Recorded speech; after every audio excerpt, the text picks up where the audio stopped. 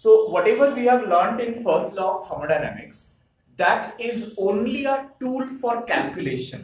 मतलब heat energy अगर दूसरा एनर्जी में कन्वर्ट होगा या दूसरा एनर्जी अगर हीट एनर्जी में कन्वर्ट होगा तो how much of the heat energy will produce how much of the other energy, वो कैलकुलेशन हम लोग फर्स्ट लॉ ऑफ थर्मोडायनामिक्स से कर सकते हैं। लेकिन एक पर्टिकुलर प्रोसेस फिजिबल है या नहीं वो फर्स्ट लॉ ऑफ थर्मोडायनामिक्स तुमको नहीं बताएगा। तुम अगर बोलोगे कि एक ठंडा glass water of cold water, glass of cold water मैंने रूम में रख दिया और वो खुद ब खुद पूरा गर्म हो गया, पॉसिबल है? नहीं है। लेकिन खुद ब खुद गर्म हो गया, कितना गर्म हुआ है अगर वो टेम्परेचर डिफरेंस हम लोग दे देते हैं तो फर्स्ट लॉ ऑफ थर्मोडायनामिक्स तुमको कैलकुलेट करके दे देगा कि वो सराउंडिंग से कितना amount of heat energy absorb किया है। लेकिन इन रियल लाइफ क्या ये हीट एब्जॉर्प्शन पॉसिबल है? नॉट पॉसिबल है। लेकिन अगर एक गर्म कप ऑफ कॉफी हम लोग रख देते तो वो थोड़ी देर बाद ठंडा हो जाता। सो कौन सा direction of heat flow possible है और कौन सा direction of heat flow possible नहीं है, ये हम लोग को फर्स्ट लॉ ऑफ थर्मोडायनामिक्स नहीं बताता है। एक पॉइंट, ठीक है, direction of heat flow is not given by first law of thermodynamics. Second, जब हम लोग मैकेनिकल एनर्जी को हीट एनर्जी में कन्वर्ट करते हैं, जैसे विंटर में हम लोग हाथ घिसते हैं ना ऐसे, इट प्रोड्यूसेस हीट एनर्जी, तो उसमें जितना हम लोग वर्क करते हैं पूरा एनर्जी हीट में कन्वर्ट होता है, ठीक है। लेकिन जब गाड़ी चलता है, यू नो कार, उसमें हम लोग क्या डालते हैं, क्या डालने से गाड़ी चलता है? Fuel, right. Fossil fuel generally use करते हैं हम लोग, ठीक है। अभी इलेक्ट्रिक कार निकला है, लेकिन इलेक्ट्रिक कार से पहले हम लोग फॉसिल फ्यूल यूज करते थे। हाँ, seeing the greater scenario fossil fuel use हो रहा है। लेकिन ये जो फॉसिल फ्यूल हम लोग यूज करते हैं उससे होता क्या है उसके अंदर जब कार चलने लग जाता है? Do you know how a engine works?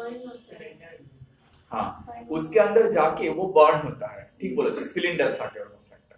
So এই অনেকগুলো থাকে, তাই তো? সো এই সিলিন্ডারগুলোর মধ্যে কি হয়? The fuel burns and produces heat energy. This heat energy gets converted into mechanical work and that's why the engine runs, right? Is the whole heat energy produced by the fuel getting converted into mechanical work? कैसे बताएं? हाँ, क्यों नहीं होगा? हाँ, इसीलिए गाड़ी का एग्जॉस्ट होता है, नहीं तो एग्जॉस्ट बोल के कुछ नहीं होता, नहीं तो एग्जॉस्ट बोल के कुछ नहीं होता। पूरा हीट अगर कन्वर्टेबल होता वर्क में तो एग्जॉस्ट बोल के कुछ नहीं होता। ये जो इंजन होता है ना, इसका एक नाम है, इसको हम लोग बोलते हैं हीट इंजन, ठीक है। The first heat engine was discovered by James Watt, you know, steam engine. हाँ, नहीं, स्टीम इंजन जो है that is the first discovered heat engine. That was the first engine जिसमें हीट एनर्जी से mechanical work convert किया होता है, ठीक है। उसके बाद ग्रेजुअली डेवलप होते होते अभी जो कार में लगा हुआ होता है वो है internal combustion engine, IC engine. क्या होता है? और जो स्टीम इंजन था वो था EC engine, external combustion engine. मतलब वहां पर इंजन के बाहर कंबशन होता था, मतलब एक अलग चेंबर होता था जहां पर हम लोग कोल बर्न करते थे और स्टीम जो गर्म होता था वो इंजन के अंदर जाता था और वो पुश करता था। लेकिन यहां पर क्या होता है, फ्यूल जो है वो इंजन के अंदर ही बर्न होता है, इसीलिए हम लोग उसको बोलते हैं internal combustion engines. External combustion engine हो या इंटरनल कंबशन इंजन हो, does not matter, it always converts the heat energy into mechanical work, ठीक है। During this conversion it can not convert the whole heat energy into mechanical work. लेकिन हम लोग जो isothermal process पढ़े थे वहां पर क्या पढ़े थे कि टेम्परेचर कांस्टेंट रहता है, जितना हीट एनर्जी दो वो पूरा मैकेनिकल एनर्जी में कन्वर्ट, लेकिन ये पॉसिबल नहीं। इन रियल लाइफ पॉसिबल नहीं है। सो ये हम लोगों को फर्स्ट लॉ ऑफ थर्मोडायनेमिक्स नहीं बताता है, ठीक है। So for these drawbacks of first law of thermodynamics we need another governing rule या गवर्निंग लॉ, जो रूल्स ऑफ नेचर हम लोगों को बताए कि कौन सा फिजिबल है, कौन सा फिजिबल नहीं है। Second law of thermodynamics has got 7 statements, 7 ठो अलग अलग स्टेटमेंट है, जिसमें से सिर्फ 2 स्टेटमेंट हम लोगों का सिलेबस में है। We have only 2 statements from second law of thermodynamics. So first write this down. Drawbacks of first law of thermodynamics. Drawbacks of first law of thermodynamics.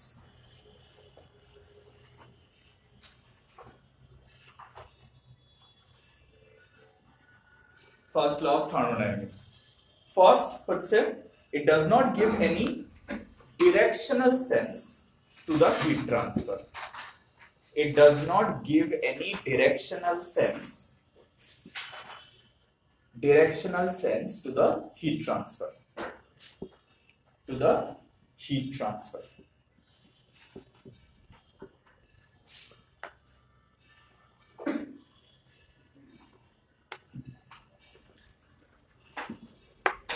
Next, it does not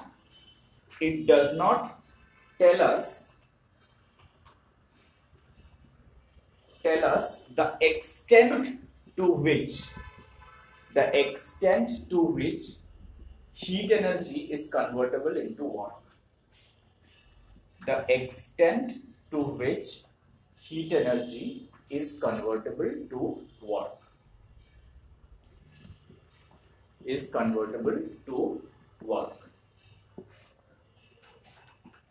And third, it does not tell us anything about the feasibility of a particular process. तो feasibility मतलब possibility, possible है या नहीं है, feasibility of a particular process. Feasibility of a particular process. ठीक है?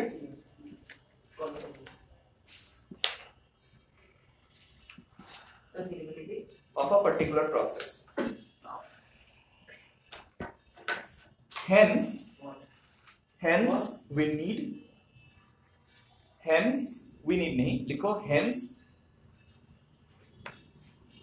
a rule is needed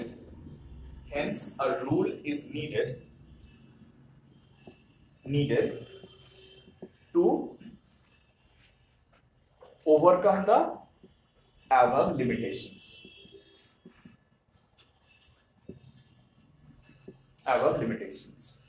ठीक है? हाँ, थर्ड वाला पार्ट है कि एक पर्टिकुलर प्रोसेस, ओ अच्छा, माने it does not tell us about the feasibility of a particular process, नहीं, about the feasibility of a particular process, about the feasibility of a particular process. feasibility, feasibility of a particular process. ठीक है, বুঝা গেছে? মানে একটা particular process হবে না সেটা বলতে পারে। Well, write this down. Hence we need second law of thermodynamics. Hence, अच्छा लिखा लगा कि बोला, hence a rule is needed to overcome the above limitations.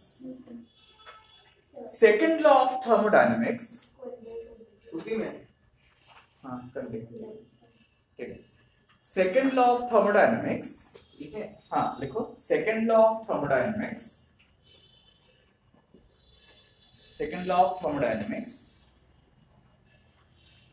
has got 7 different statements.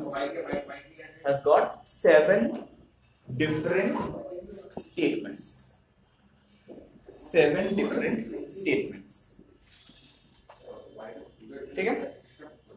The first statement is called Kelvin-Planck statement. First statement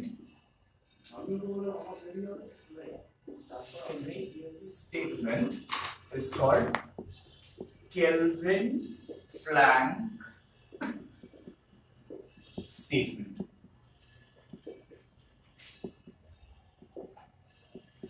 Now, what is Kelvin-Planck statement? Kelvin-Planck statement টা কি সেটা আগে বুঝবো, কিন্তু তার আগে you need to understand what is a heat engine. ठीक है, heat engine हाँ, heat engine, right? So heat engine क्या होता है, उसका एक छोटा सा मतलब स्ट्रक्चरल ब्लॉक डायग्राम हम लोग समझ लेते हैं। ये मान लो एक क्या है, हीट इंजन है, ठीक है, हीट इंजन। तो इसका काम क्या होता है, it always takes some heat energy from the source। मान लो ये एक सोर्स है, सोर्स, तो उससे वो सम अमाउंट से Q1 amount of heat energy लेता है and it performs some mechanical work, और जो एक्स्ट्रा हीट एनर्जी को बच जाता है वो छोड़ देता है, कहां पर, something called sink। ठीक है, in case of automobile source होता है फ्यूल, फॉसिल फ्यूल, जिससे वो हीट बर्न करके हीट एनर्जी लेता है, मैकेनिकल वर्क करता है, गाड़ी चल रहा है, और एग्जॉस्ट से जो हीट छोड़ता है, सराउंडिंग में जो छोड़ता है, that surrounding is the sink. तो मान लो जो हीट एनर्जी वो छोड़ रहा है दैट इज Q2। ठीक है, केल्विन प्लैंक स्टेटमेंट बता रहा है कि there is no heat engine possible जिसमें Q2 इज इक्वल टू 0 हो जाए। मतलब पूरा हीट एनर्जी को हम लोग वर्क में कन्वर्ट कर दें, ऐसा पॉसिबल नहीं है। इलेक्ट्रिक कार में, हाँ, अरे इलेक्ट्रिक कार में हीट एनर्जी कहाँ आता है, वो तो बैटरी से चलता है, फॉसिल फ्यूल से चलता है थोड़ी, ये बनाना वो हीट एनर्जी से नहीं चलता है, वो इलेक्ट्रिकल एनर्जी से डायरेक्टली मैकेनिकल एनर्जी में कन्वर्ट होता है, समझ रहा है? अच्छा, write this down. Kelvin Planck statement states, अच्छा पहले हीट इंजन लिख लो थोड़ा, write this down. Heat engine is a device, heat engine is a device that absorbs heat energy from a source, heat energy from a source,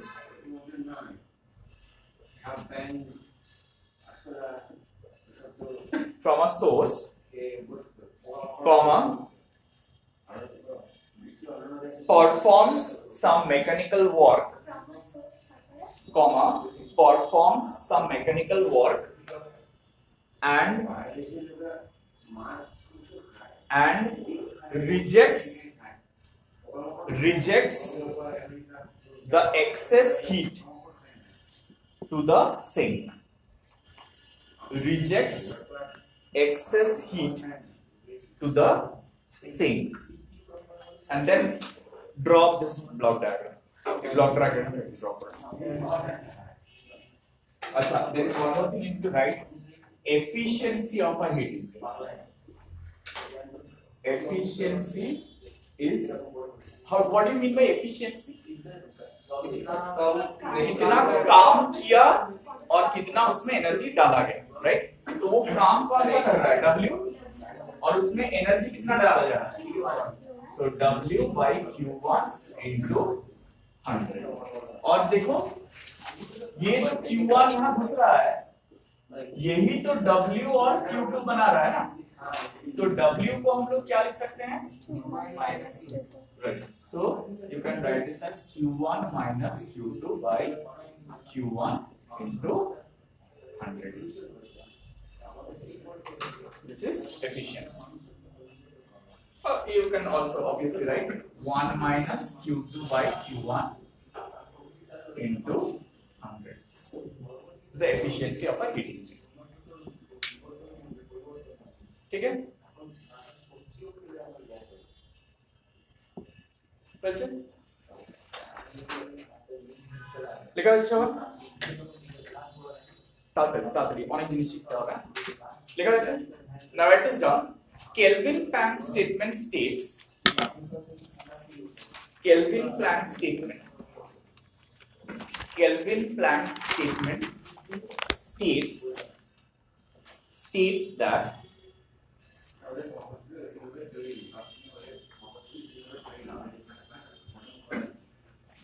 it is impossible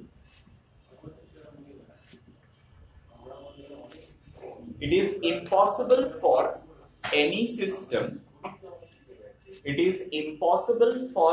system to undergo a process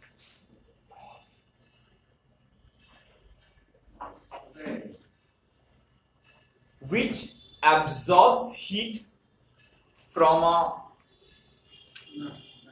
reservoir,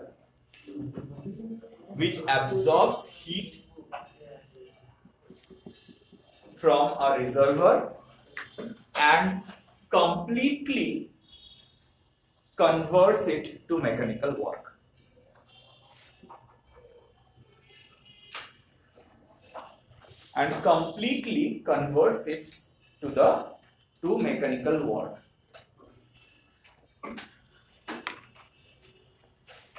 Comma, with the system ending in the same state in which it began.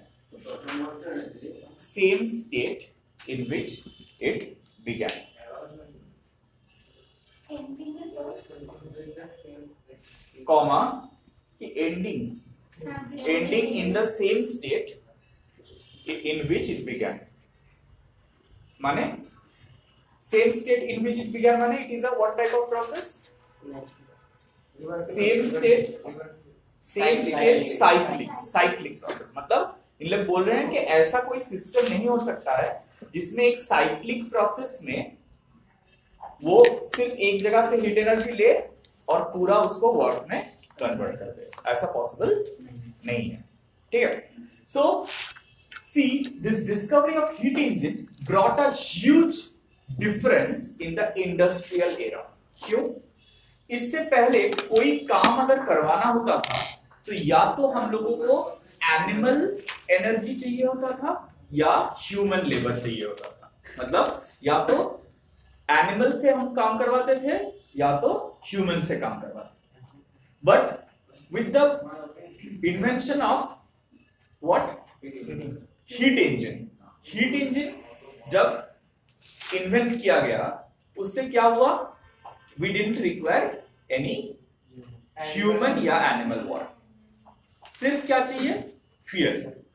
Fuel डालो, engine खुद ब खुद काम करने लगेगा. Right. So that brought a huge force to the industry. क्यों? क्योंकि कोई एनिमल या ह्यूमन के ऊपर डिपेंड नहीं करना पड़ेगा. फ्यूल डालो, काम होता रहेगा. जितना जल्दी चाहे काम होता रहेगा. ठीक है. हाँ, वही फ्यूल. कोल मतलब fuel. Right. Coal is basically fuel डालो और काम होता रहेगा. राइट. अब क्या हुआ? एक पूरा इंडस्ट्री में हलचल मच गया पूरा. क्यों? सब लोग अपना अपना इंजन लगाना शुरू कर दिया. ठीक है. और जिन लोग इंजन बना रहे थे वो इंजन एकदम हॉट केक की तरफ बेचने लगे. ठीक है. सब लोग इंजन खरीदने जा रहे हैं. क्या खरीदना है? इंजन खरीदना है. देखो मेरा ये इंजन है, ये इतना एफिशिएंट है. मेरा ये इंजन है, इतना एफिशिएंट है. अब जो सेल्समैन है वो सबसे बड़े झूठे धोखेबाज होते हैं. ठीक है. बता देंगे देखो ये इतना काम करता है, ये इतना काम करता है, इतना काम करता है, लेकिन तुम लेके आ जाओगे घर में, फिर चला के देखोगे अरे जितना काम बोला था उसमें से कुछ भी नहीं कर रहा है. सो ये जो जैसे ही हीट इंजन चालू हुआ सब लोग ऐसे धोखा देने लगे. ठीक है. कंज्यूमर को धोखा देने लगे. बोले कि ये 90% एफिशिएंट है, ये 80% एफिशिएंट है. ठीक है. तो सब लोग सोचे हाँ इतना परसेंट एफिशिएंट है तो ये ज्यादा अच्छा है. ठीक है. लेके चला गया घर में, लेकिन फिर देख रहे हैं कि तो उतना ही तेल खा रहा है, काम कम कर रहा है. ये कैसा हो रहा है? ऐसा तो नहीं होना चाहिए. So to solve this problem Carnot बोल के एक जन ब्रॉट आउट अ स्टैंडर्ड. कि क्या है वो, ये स्टैंडर्ड डिसाइड किया with which you can classify a heat engine. Heat engine को हम लोग क्लासिफाई कर पाएंगे कि इसका एफिशिएंसी कितना है, ठीक है।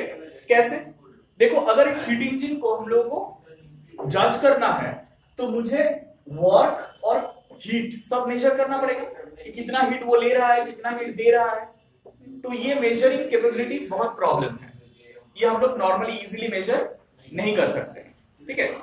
लेकिन अगर ये हीट ना मेजर करके टेम्परेचर मेजर करना होता, तब सिर्फ हम लोग एक पॉकेट में थर्मोमीटर लगा के देख सकते हैं कि कितना टेम्परेचर में वो काम कर रहा है।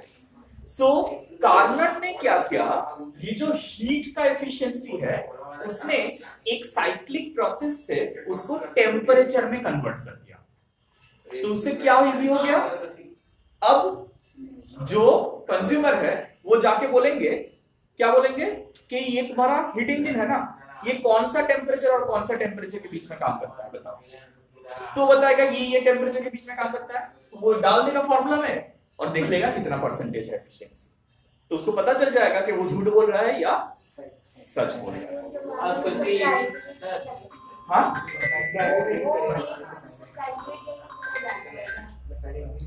कैलकुलेट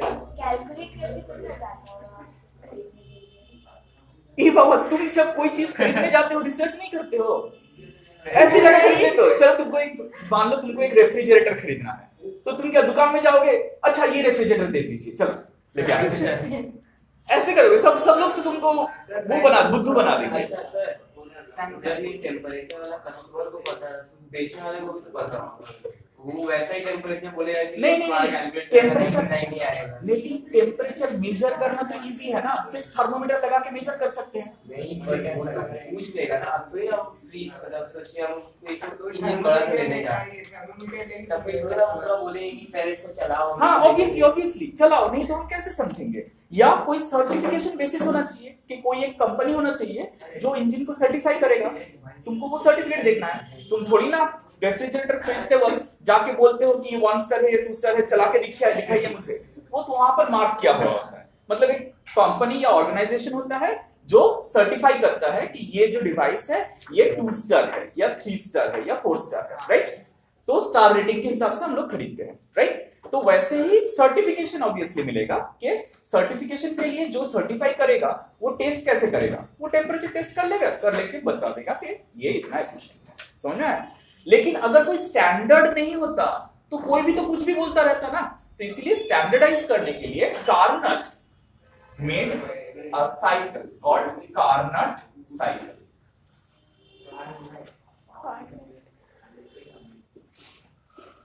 कार्नट साइकिल, ठीक है। व्हाई? बिकॉज हीट इंजन या कोई भी इंजन एक साइक्लिक प्रोसेस होता है। साइक्लिक प्रोसेस क्यों?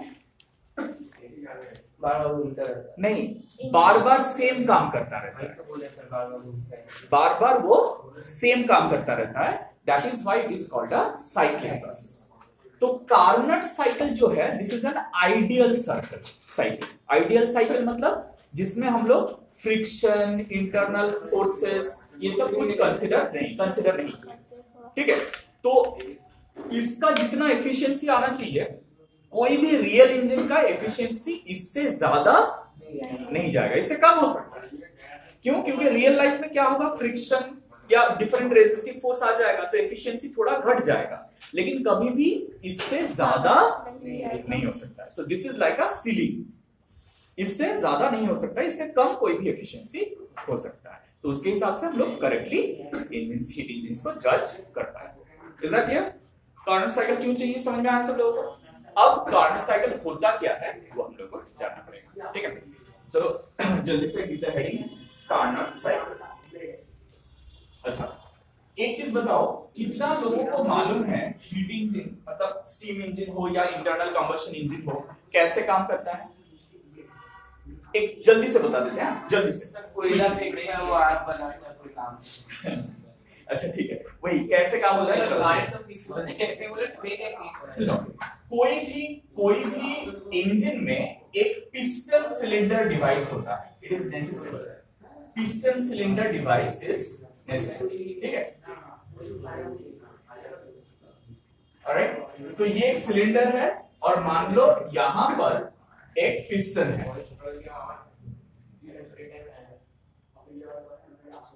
यहां पर एक पिस्टन है, ठीक है। और ये पिस्टन का जो रॉड है ये एक क्रैंकशाफ्ट डिवाइस के साथ कनेक्टेड है। What is a crankshaft device? A device that converts translational to and fro motion into a circular motion। कैसे समझाते हैं, थोड़ा ध्यान से सुनिए। स्टीम जो बनता है स्टीम इंजन में, I am just giving the example of steam engine, वो हम लोग आईसी इंजन में कैसे होता है वो भी बता देंगे। स्टीम जो होता है हम लोग क्या करते हैं, ये सिलेंडर में एक छोटा सा इनलेट होता है, ठीक है, और एक छोटा सा आउटलेट भी होता है। स्टीम इंजन का ऊपर से ऐसे धुआं निकलता जाता है ना, वो आउटलेट होता है, ठीक है। तो ये इनलेट से हम लोग क्या करते हैं, स्टीम इसके अंदर डाल देते हैं। तो स्टीम अंदर जाएगा तो क्या होगा, अंदर में प्रेशर बढ़ेगा। जैसे प्रेशर बढ़ेगा ये जो पिस्टन है इसको वो धक्का देगा और ये जो धक्का खाएगा ये इधर स्ट्रेट आएगा।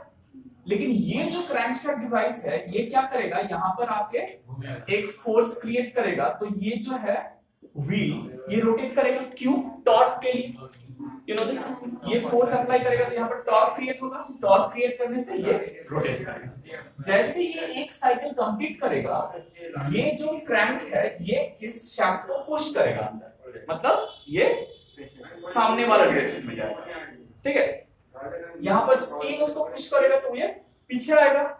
जैसे पीछे आएगा, अच्छा ये सामने क्यों जाएगा वो पहले समझ लेते हैं, क्योंकि अंदर तो स्टीम था ना, प्रेशर बहुत ज्यादा था। लेकिन जैसे ये एकदम एंड में आ जाएगा, मतलब ये शाफ्ट एंड में आ जाएगा, ये पिस्टन भी एकदम एंड में आ जाएगा और ये वाल्व ओपन हो जाएगा और जो गैस इसके अंदर स्टीम था वो सब बाहर चला जाएगा। যদি বাইরে চলে যায় তাহলে কি হবে, এর ভিতরে প্রেসারটা কি হবে, কমে যাবে। কমে গেলে কি হবে, দিস উইল বি সাকটেড, ভিতরে চলে যাবে।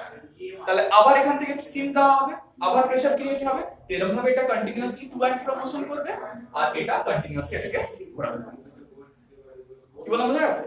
স্টিম ইঞ্জিনে এই ক্র্যাঙ্কশ্যাফট ডিভাইসটা বাইরে থাকতো, দেখা যেত চাকার মধ্যে এরকম ঘুরছে। राइट राइट, কিন্তু আমরা কোনোদিন ভেবে দেখি। In case of IC engine क्या होता है, हम लोग स्टीम नहीं डालते हैं इसके अंदर, क्या डालते हैं, फ्यूल डाल देते हैं। और यहाँ पर एक छोटा सा प्लग रहता है जिसको हम लोग बोलते हैं स्पार्क प्लग।